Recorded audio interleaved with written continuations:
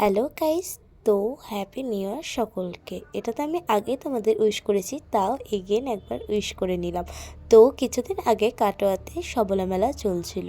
তো এই সবলা মেলাতেই আমি যাব না তাই কি হতে পারে বলো, আর আমি গেলে তোমাদের সাথে শেয়ারও করব। আর দেখতেই পাচ্ছ গুটি গুটি পায়ে মেলার ভেতরে চলে যাচ্ছি। মেলার অ্যাম্বিয়েন্সটা কিন্তু দারুণ ছিল। লাইটিং দিয়ে যেমন সাজিয়েছিল তেমন মুগ্ধ করা পরিবেশও তৈরি হয়েছিল। তো আমার তো খুব ভালো লেগেছে, তোমরাও নেক্সট টাইম আবার আসবে। তো দেখতেই পাচ্ছ এখানে অ্যাম্বিয়েন্সটা কতটা সুন্দর, আর এখানে একটা সেলফি জোন করা হয়েছিল। তোমরাই বলো জায়গাটা বেশ সুন্দর না? আর মানে একটা রবীন্দ্রভারতীর মতো ছোঁয়া আছে, আর লাইটিংগুলো দারুণ লাগছিল। তো আমরা এদিক ওদিক একটু ঘুরে ঘুরে দেখছিলাম দোকানগুলো, আর দোকানগুলোতে জিনিসগুলো খুব সুন্দর এসেছিলো।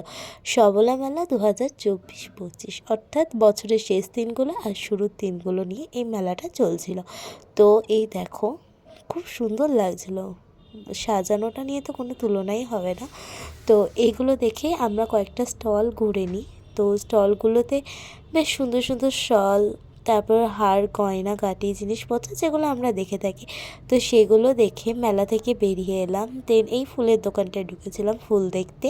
তো দুজনা দুটো এই ফুলগুলো নিয়ে নিই, এগুলোকে চন্দ্রমল্লিকা বলে।